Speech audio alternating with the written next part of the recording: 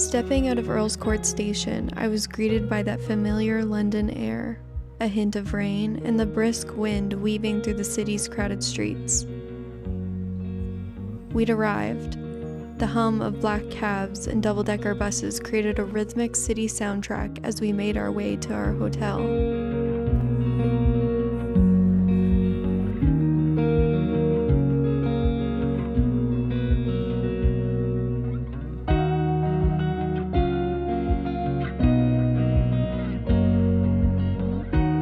There's something uniquely electric about this place. It's my favorite big city for a reason. In just a few days, we would attempt to capture the essence of London, a city so vast that even a lifetime might not reveal its secrets. Our first evening was enchanting. The sun came out as we explored Kensington, seeking out hidden mews, quaint cobbled streets lined with pastel houses and trailing ivy. I took my husband Caelan to one of my favorite spots, Kensington Gardens.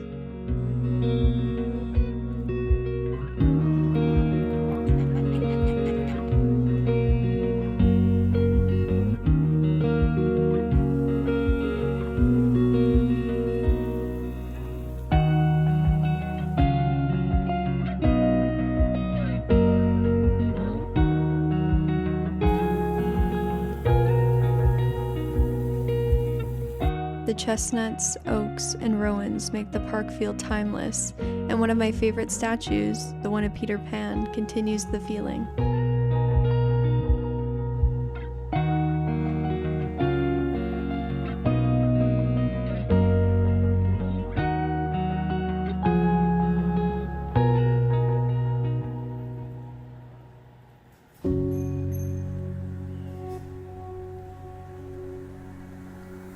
The first morning began early. The jet lag nudged us awake long before the city had fully stirred. We decided to walk through the quiet streets, the soft light of dawn brushing the iconic facades with a gentle glow.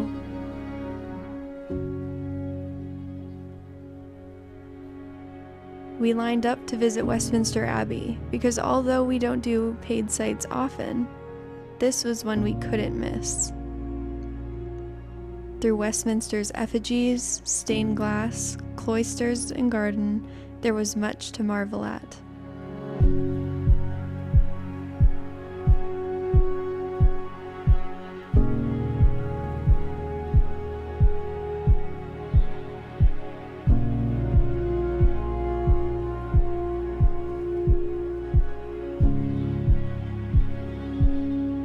My goal for the day was to catch Caelan up, for I have been to London many times, but he had not.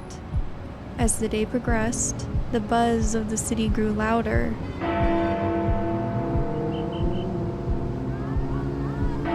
Emerging from the Abbey, we found ourselves amidst the fast-paced streets of one of London's most iconic tourist neighborhoods. We headed across the bridge and spent some time walking along the South Bank, the Thames flowing steadily beside us as street performers entertained crowds with magic tricks and music. The London Eye turned lazily above us, while the streets below were vibrant and bustling. The rest of the afternoon was spent darting between iconic landmarks: Piccadilly Circus, Trafalgar Square, the Mall, St. James Park, Buckingham Palace. I regret running us around so much, but my hope is that next time we're in the city, we can focus on spots more off the beaten path.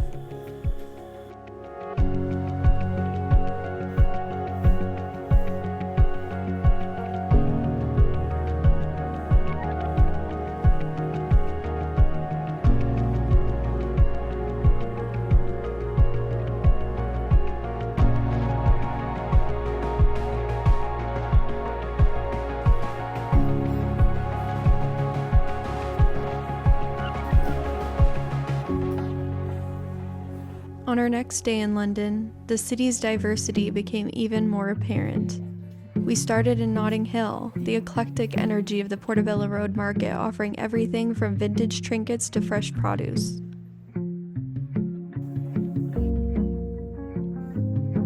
Each neighborhood has its own flavor, its own story to tell, and one of my favorites, no matter how touristy, is this one. Here, I felt the city's charm truly sink in. Its ability to be both grand and intimate, imposing and welcoming.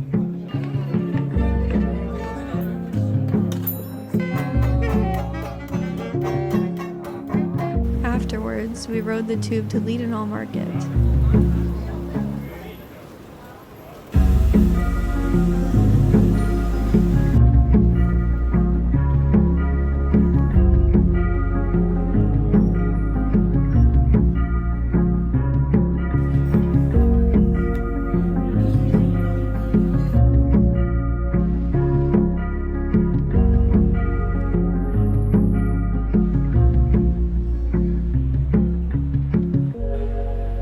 And then wandered until we found ourselves near the Tower of London.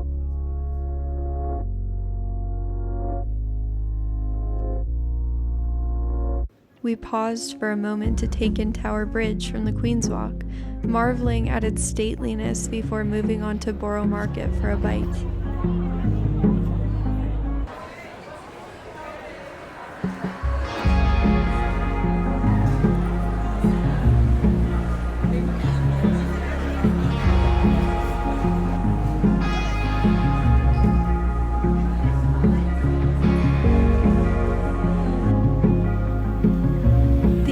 Was spent wandering golden-lit streets, passing bustling pubs spilling with warmth and laughter, and remarking at how London's character shifts from day to night.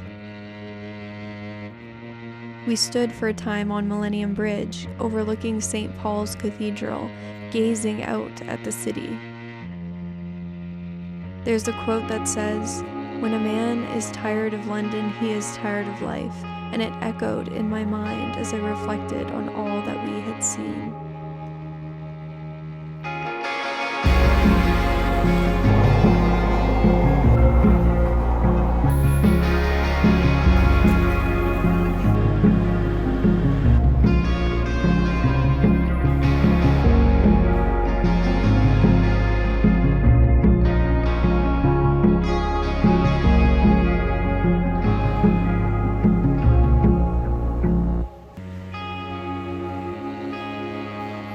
We ended our London leg with visits to the British Museum and the cobbled streets of Covent Garden.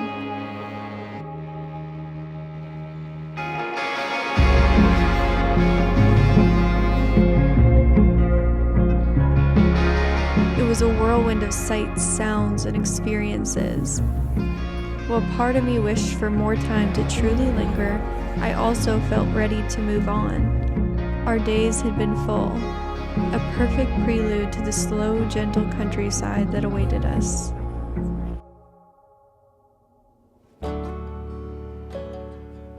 There was excitement in the air as we picked up our rental car. Our true honeymoon was about to begin. We were leaving behind the noise, rush, and endless energy of the city, trading it for the slow and gentle pace of the English countryside. We'd always been drawn to England, not for its bustling cities, but for its soft, rolling landscapes and cozy villages that seemed to belong in a storybook. There was a pull, a longing for something more grounded, more peaceful, and the countryside offered that in a way that nothing else could. For our honeymoon, we wanted space to truly relax and connect, to slow down together after the whirlwind of wedding planning and a busy summer of work. The English countryside felt like the perfect place to do that. It was an escape, a place where time seemed to stretch and where each moment could be savored. As we navigated winding roads framed by hedgerows, something shifted. The noise of the city faded away, replaced by a growing peace that deepened with every mile. Our first glimpse of Surrey, with its ivy-covered stone cottages and the vast green fields dotted with grazing sheep, felt like stepping into a dream. We had pictured it dozens of times, but nothing could have prepared us for the feeling of actually being there. The gentle landscapes of the countryside were even more beautiful than we'd imagined.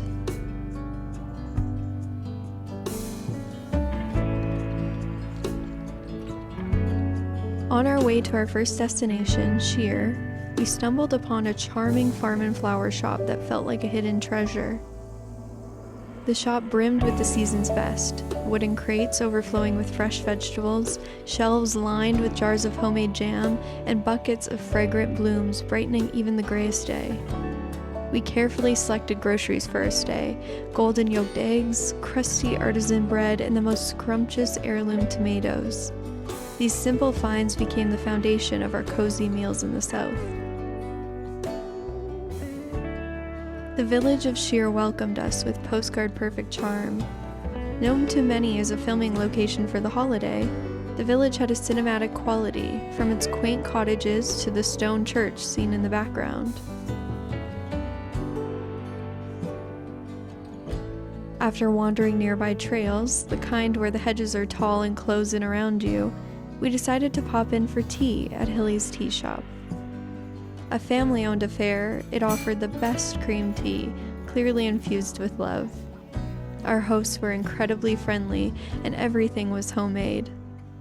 It's places like these that remind you travel is as much about the unexpected as it is the planned.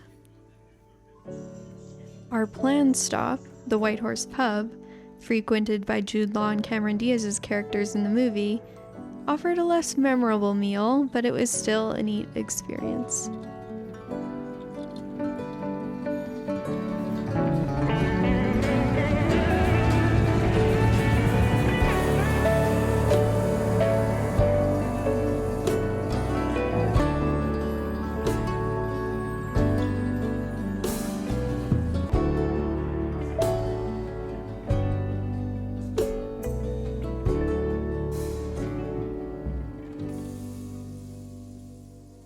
One of the most magical parts of our countryside journey was staying in a little shepherd's hut, nestled among a field dotted with the sweetest miniature ponies, donkeys, and sheep. Sharing a fence with these gentle creatures became a highlight of the trip. Their companionship brought us so much joy.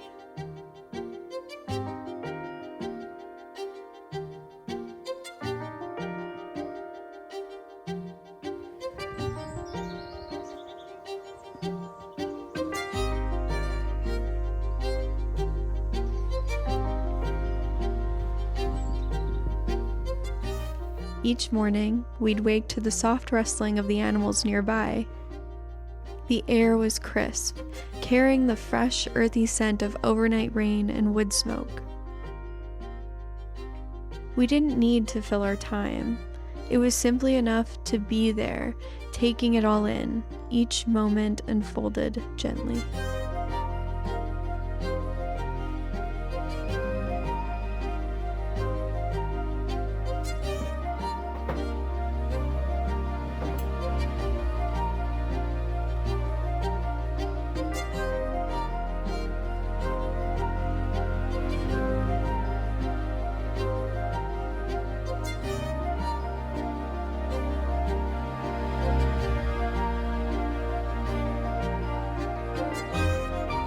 During our stay, we visited the Seven Sisters, a dramatic stretch of coastline where chalk cliffs meet the sea. Standing at the edge, watching the waves crash far below, we felt deeply connected to the vastness around us. That day was spent meandering up to Beachy Head, stopping for pictures every so often, taking everything in.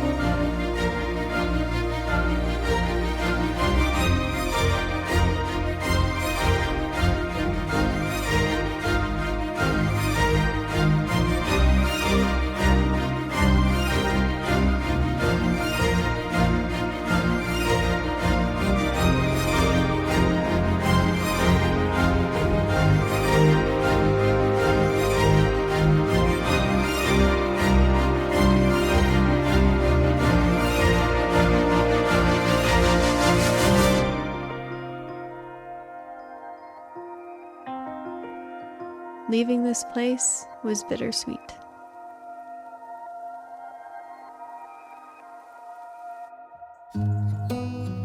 That first night, the sky was a canvas of stars. We built a small campfire, sipping French wine as the flames crackled and danced in the cool night air. Beneath the starlit sky, our love's secret line, like leaves we soar so high. Beneath the moonlight, the soft touch your hand in mine gets me every time.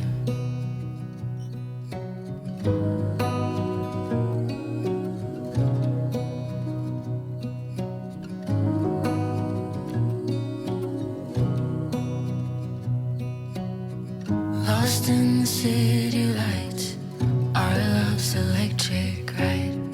You make me feel alive. I know July is gone. You make me feel at home in the neon glow. As the leaves change color, I dive into you. When summer's fading, there's nothing to do but bask in the glory of the winter sun. Maybe this is the season of love. Maybe this is the season of love. It was the perfect retreat, simple, serene, and utterly enchanting.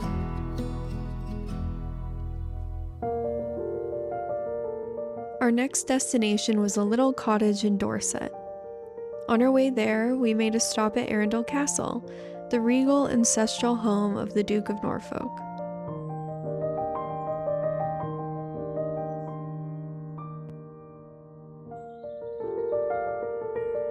The castle seemed to rise straight from the pages of a fairy tale, with its foreboding towers and immaculately kept gardens.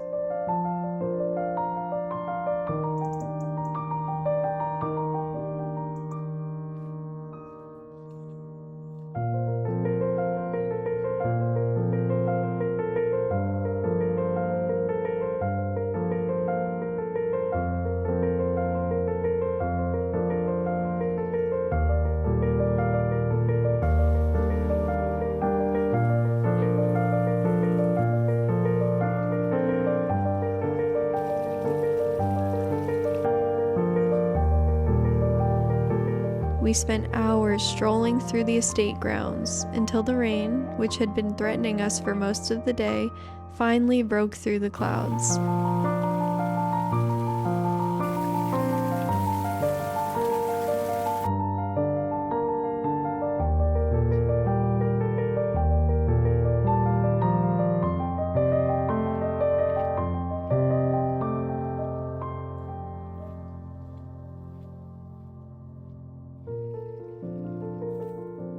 We hurried into the castle, where we learned about the centuries of stories held within its walls and admired the stately furnishings and decor.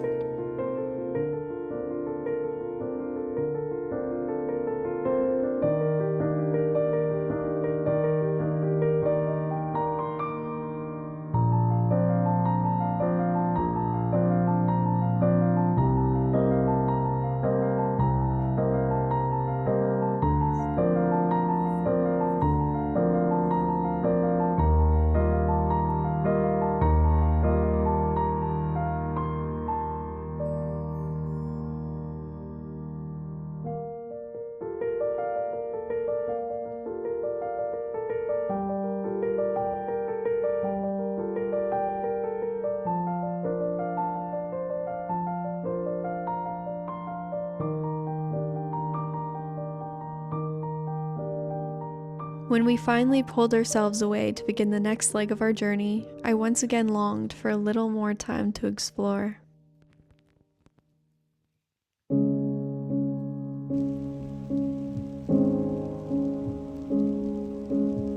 From there, we ventured through New Forest, where wild ponies roam freely among the heathland and woods. The landscape was breathtaking, the rainy day casting a moody atmosphere over the ancient treed landscape.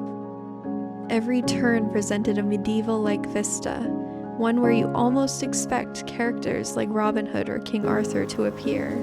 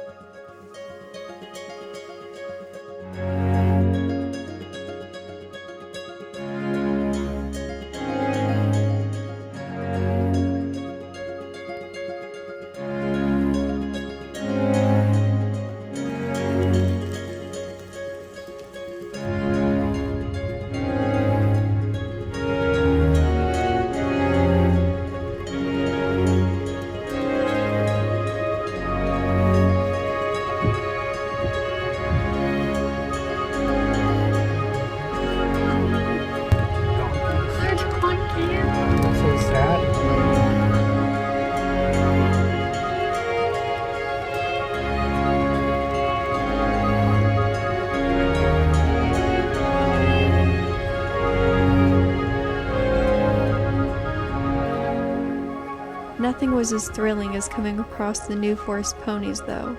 I felt so privileged to witness them in their natural habitat.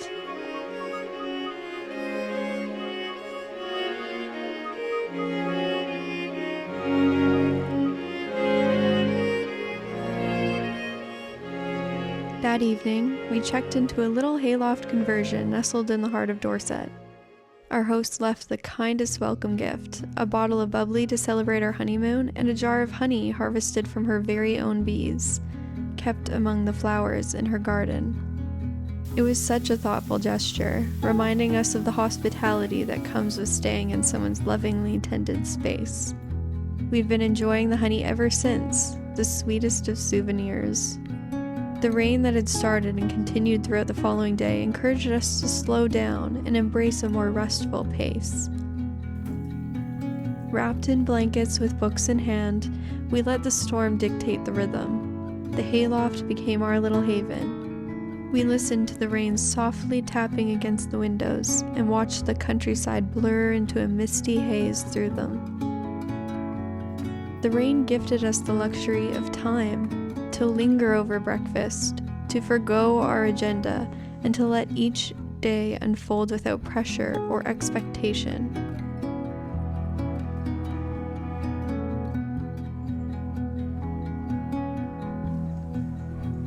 The next day, we ventured to Abbotsbury, a quaint nearby village lined with thatched roof cottages. There, we stumbled upon another tea shop, a ritual we'd come to treasure. The buttery scones, clotted cream, and jam were a comforting indulgence during our time in England.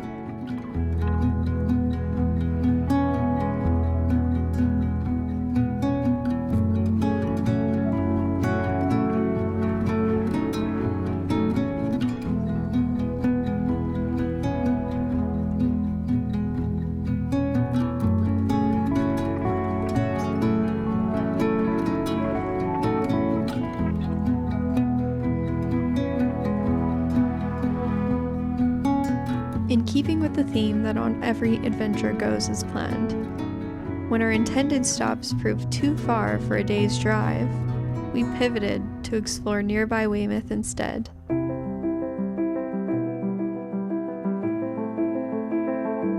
Serendipity must have been on our side because this unexpected detour became one of our favorite stops on our trip. As photographers, we couldn't resist snapping away at Weymouth's pastel-colored Georgian facades, quirky carnival fixtures, and lively fisherman's harbor. It was as though we had stepped into a Wes Anderson film.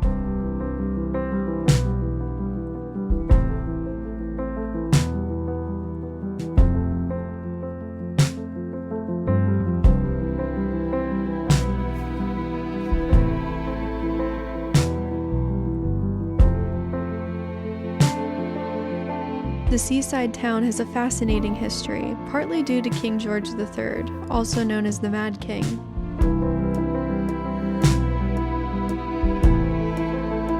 During his reign, he would often retreat to Weymouth, as the sea was prescribed as part of his treatment. The port experienced a boom as a result, becoming a popular coastal escape.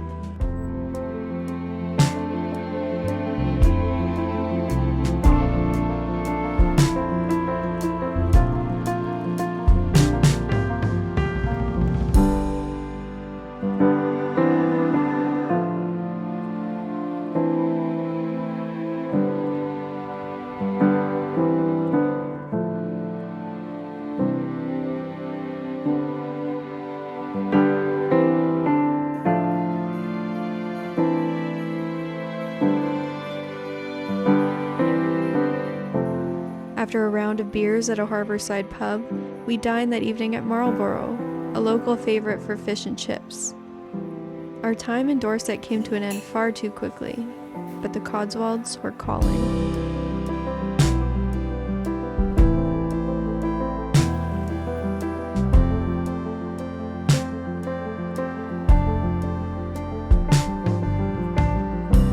An area long on my travel list, the Cotswolds were the very reason we had chosen the UK for our honeymoon.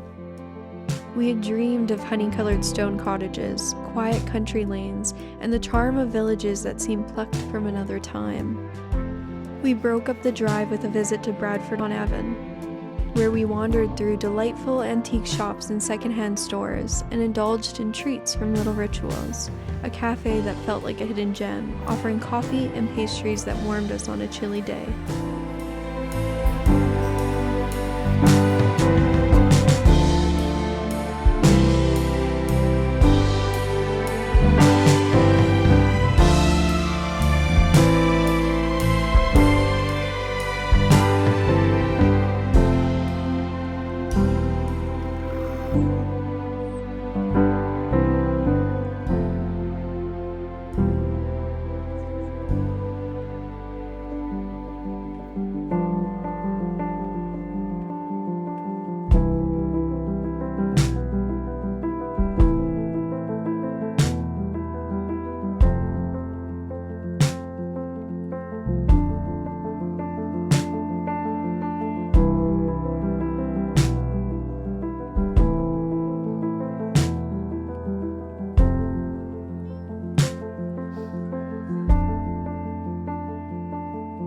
That evening, we arrived at our longest stay of the trip, a little cottage just off the high street in Morton and Marsh.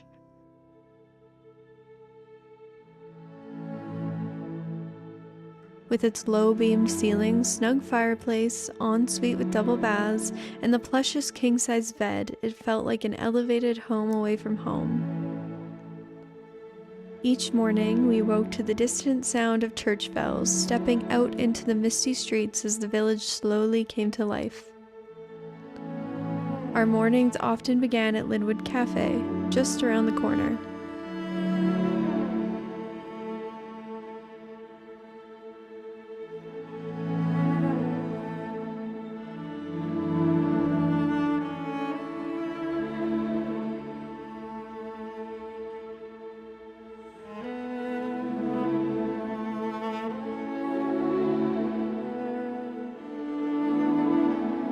The Cotswolds offer an abundance of enchanting villages to explore. Castle Combe, Tetbury, Slaughters, Bourton-on-the-Water and on the Hill, Burford and Bibury, to name just a few.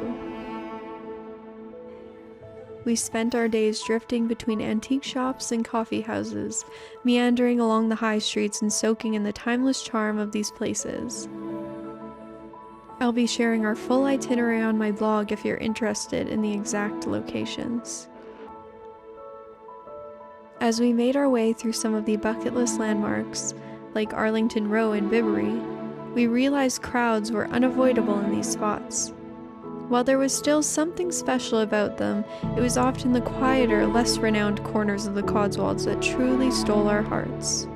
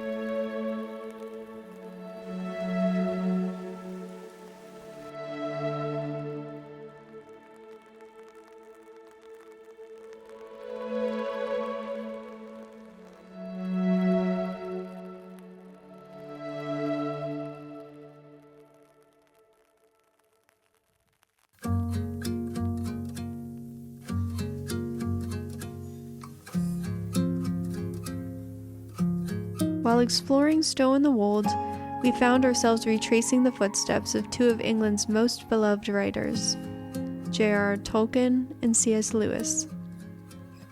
Though more often associated with Oxford, the Cotswolds were a familiar ground to them, places they visited, wandered, and perhaps quietly folded into their mythologies.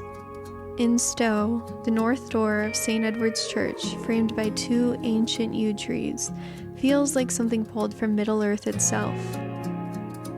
Many believe it inspired Tolkien's Doors of Durin, the hidden entrance to the mines of Moria. And whether or not that's true, it's easy to see why the story persists. Both Tolkien and Lewis were members of the Inklings. Their friendship, full of spirited debate and deep camaraderie, produced stories that have become touchstones for so many. Wandering the Cotswolds with them in mind added a sense of magic to the landscape, like we were walking just a little closer to Narnia or the Shire. From the quiet magic of Stow, we made our way to Dalesford Organic, a farm shop so pristine and curated we joked it was the Erewhon of England. Everything was beautiful, everything was local, and somehow we accidentally spent $6 on an avocado and $40 on a salad. Still, between the glass bottled juices, sourdough loaves, and flower arrangements, we couldn't help but be charmed.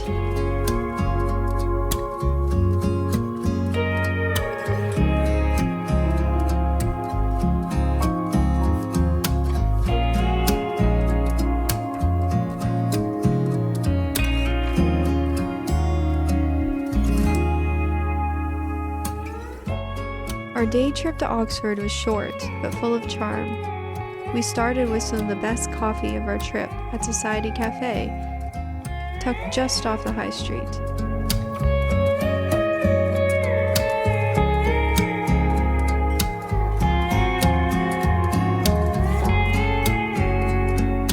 From there, we wandered through both the indoor and outdoor markets, each stall brimming with personality.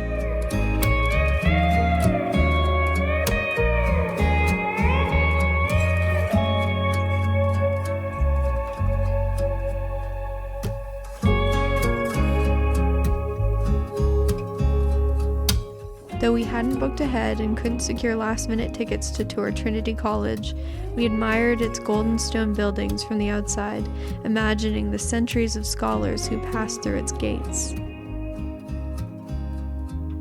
One of our favorite stops was Blackwell's Bookshop, a multi-story haven for book lovers, where we stumbled upon rare editions and spent far too long lost among the shelves.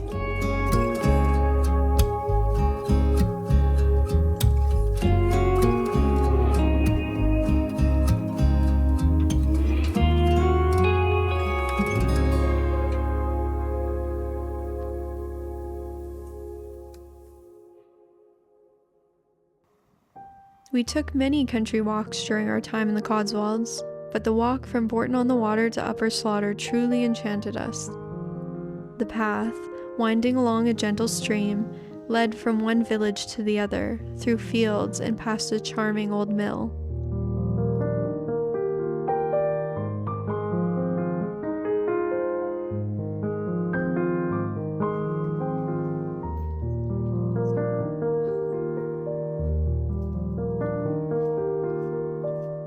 Lower Slaughter was particularly serene that day, the mist enhancing the atmosphere, deepening the sense of romance.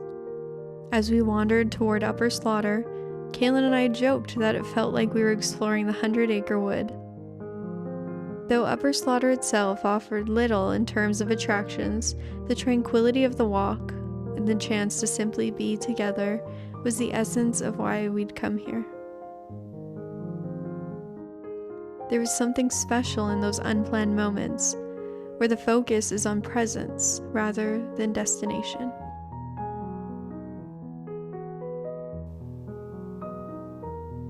It wasn't the destinations themselves that made this part of our honeymoon so memorable. It was the little moments we shared, a quiet walk in the fog, a shared pot of tea, and our unhurried pace of life in the Cotswolds. These were the moments that lingered in our hearts long after we left, reminding us that travel is not about ticking off every site, but about embracing the rhythm of life together.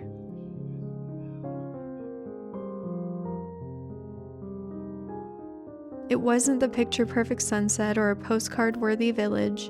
It was the space to reconnect with each other and with ourselves. The rainy days, the detours, and even the small disappointments had woven themselves into the story, creating a richer, more authentic tapestry of memories.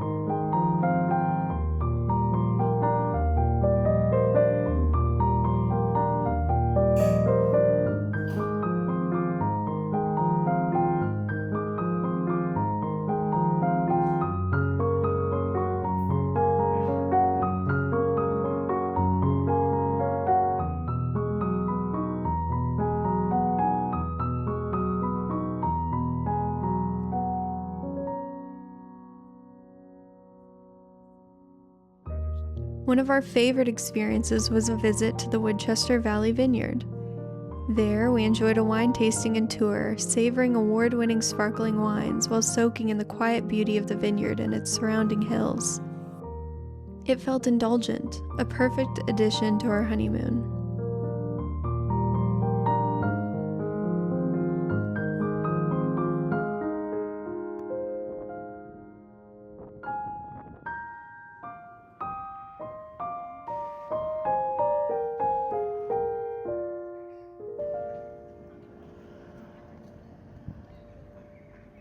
On our final day in the Cotswolds, the sun made a rare and welcome appearance.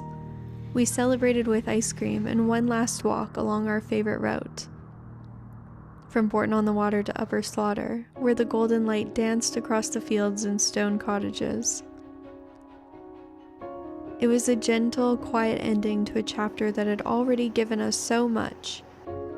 Slow mornings, spontaneous detours, and the kind of beauty that lingers long after you leave.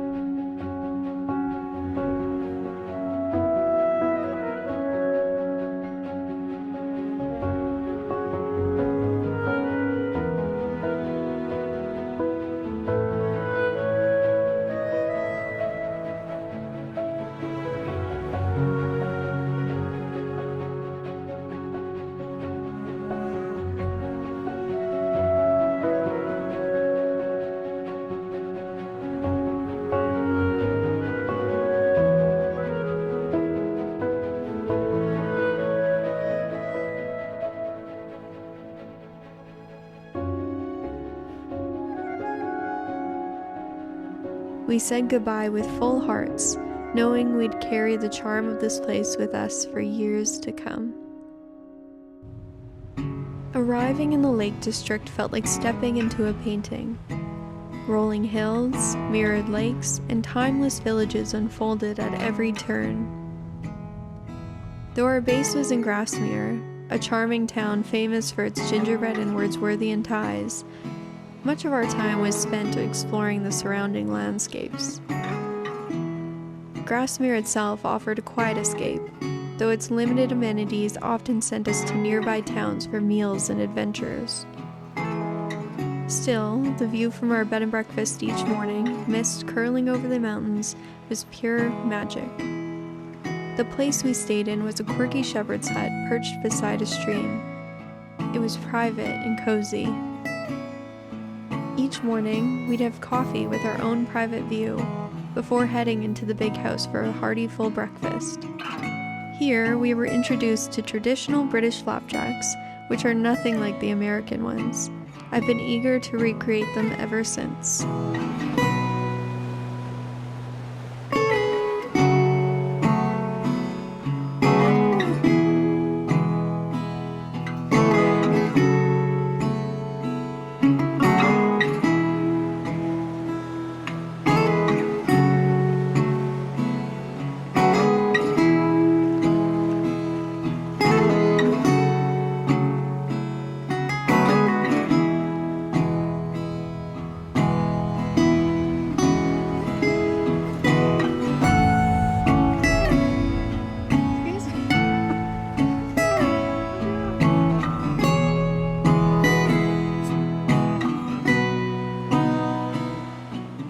The town of Keswick surprised us with its lively yet relaxed atmosphere.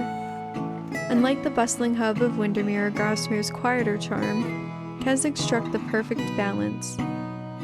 Its walkable layout and abundance of shops and cafés made it an ideal base for future visits.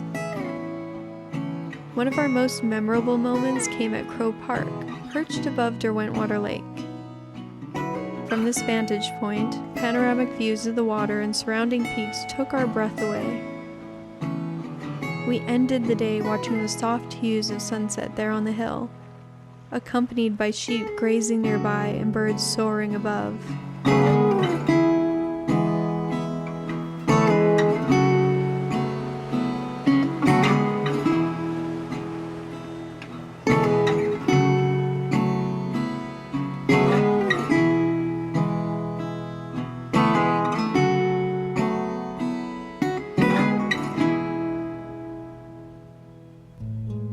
On our first morning, we ventured to Buttermere Lake, a spot as picturesque as its whimsical name suggests.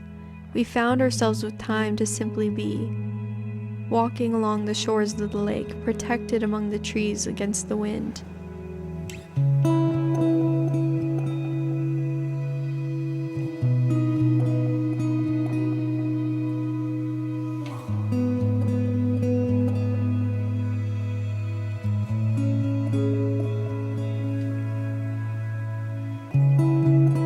There was an unspoken understanding between us in those moments, a shared sense that this place, with its timeless hills and calm waters, was a gift.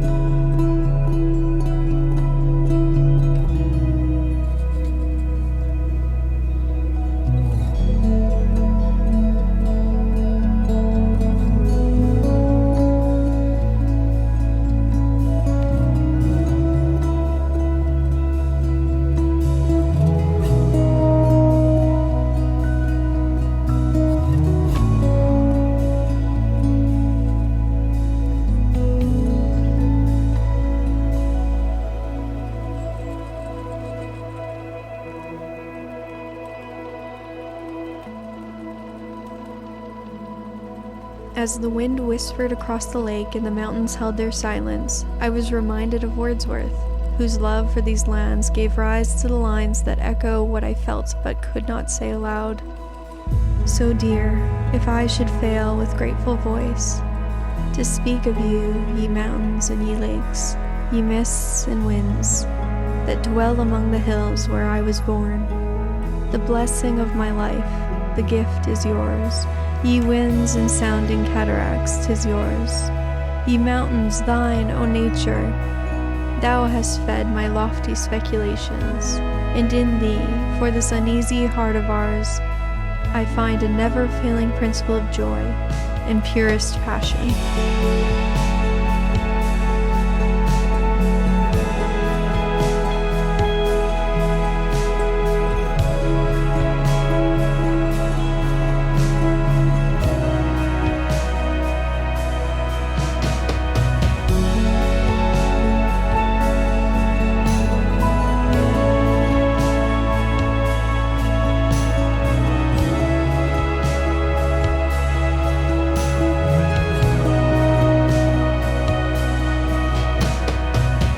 The drive through Honister Pass tested our nerves with its steep inclines and narrow twists, but the reward was a landscape so wild and untamed that every corner begged to be captured.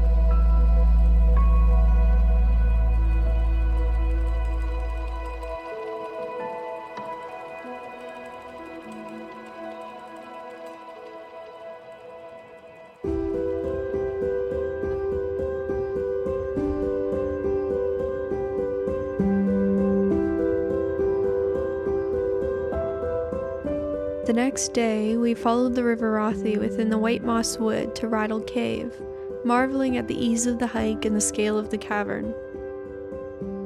Hiking in a dress earned me a few curious glances, but compared to the Rockies back home, the trails here felt wonderfully approachable.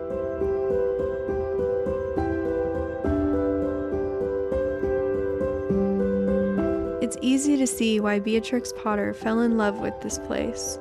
Known for her charming tales of Peter Rabbit and friends, she was also a passionate conservationist. Beyond the pages of her books, she devoted much of her life to preserving this land, eventually donating over 4,000 acres, including working farms, woodlands, and cottages, to the National Trust.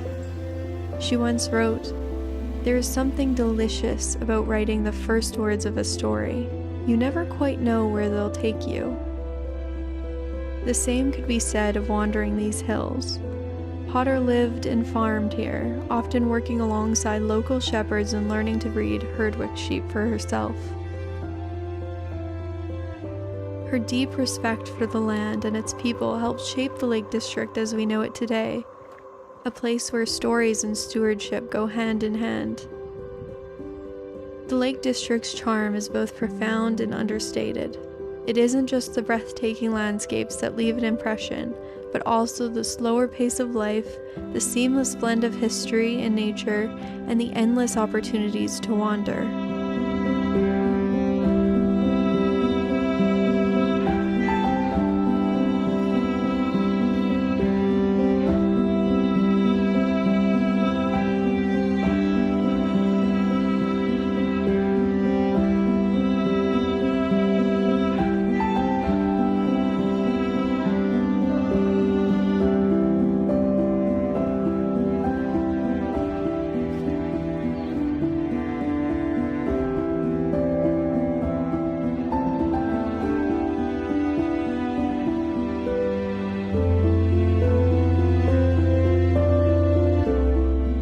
The landscape transformed as we descended into Ambleside, shifting from woodland trails to pastoral fields.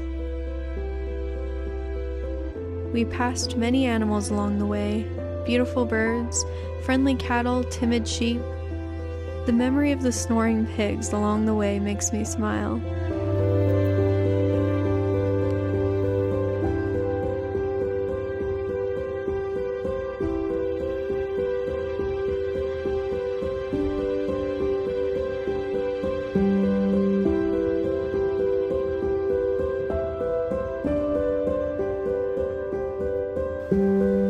pausing to admire Ambleside's 17th century bridge house, we hopped on a bus to Bowness on Windermere. There, a lake cruise provided a restful way to take in the scenery, offering yet another perspective of the region's beauty.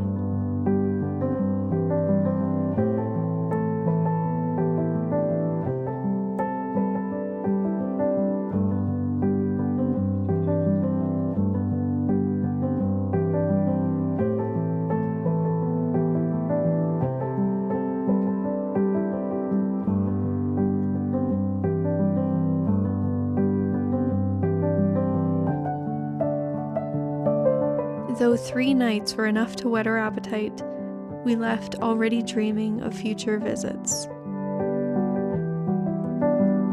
There it is.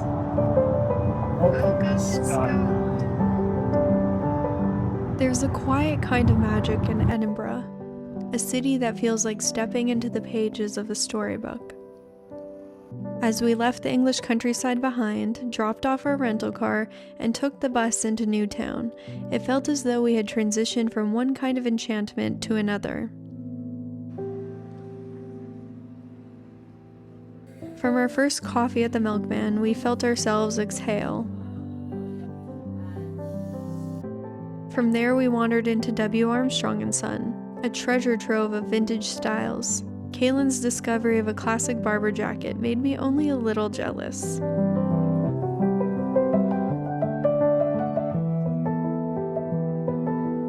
We explored some of the city's most iconic landmarks. Victoria Street, said to have inspired Diagon Alley from Harry Potter, the atmospheric Greyfriars Kirkyard, where hauntings of the past linger among the headstones, and Cowgate, offering a glimpse into Edinburgh's layered landscape. Yet, it was in the quieter corners that we found space to pause and absorb the beauty around us. On our first evening, we wandered the Royal Mile. The worn stone buildings, their facades softened by time, seemed to hold secrets of lives long past.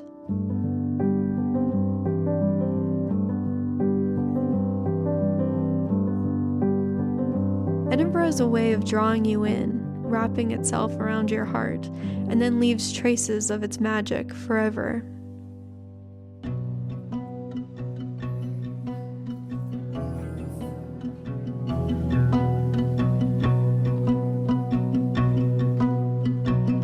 Edinburgh's coffee scene became a thread through our days.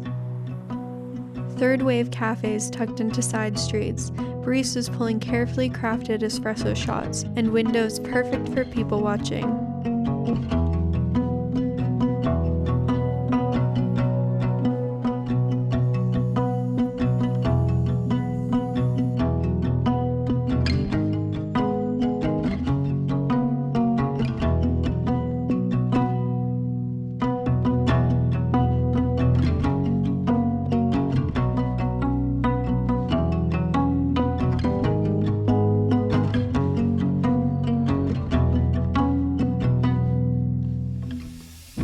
One of my favorite things to experience in the city is climbing Arthur's Seat, the ancient volcanic rock that rises at the city's edge.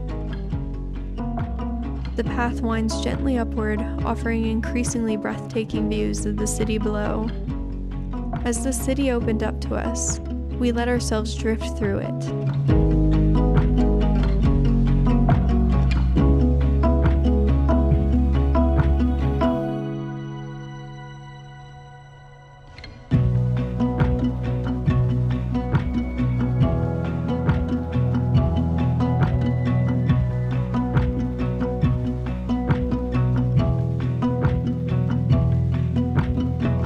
We explored Holyrood Park under rare sunshine, and rainfall later guided us through the quaint charm of Dean Village, along the Water of Leith and into Stockbridge.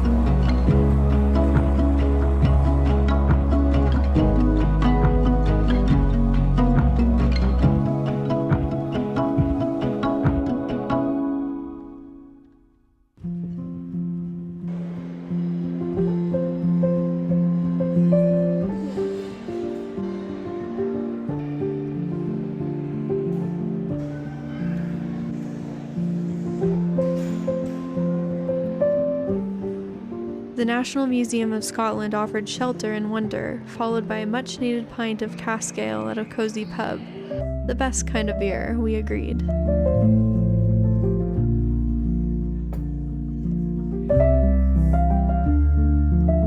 There's a special kind of melancholy that settles in when a beautiful experience draws to a close. Each drive along winding roads, each misty morning, and quiet evenings by the fire had left a lasting mark on our hearts. The thought of leaving those stone cottages, green hills, and the soft light of the countryside behind felt bittersweet. But even as we felt the ache of departure, there was something comforting in the memories we'd gathered. Our time in the English countryside in Edinburgh reminded us that travel isn't just about the places we visit, but about how we allow those places to shape us. It's about embracing rhythms, finding beauty in the small details, and cherishing balance.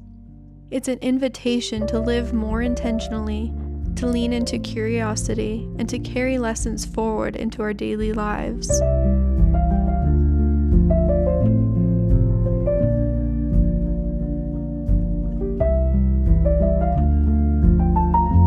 At the summit, with the wind tugging at our coats, we stood for a moment of stillness, gazing out at the skyline. It felt as though time itself had paused, allowing us to savor the end. In sharing these memories, we hope you've caught a glimpse of the magic we found. We hope this inspires you to embrace your own explorations, whether through distant travel or close to home. We'd love for you to stay with us as we continue to seek out beauty in unexpected places, share stories that resonate, and find quiet moments of connection amidst the busyness of life. There's so much more to come. Adventures to be had, stories to share, and quiet places waiting to be discovered. All of my best, Kate.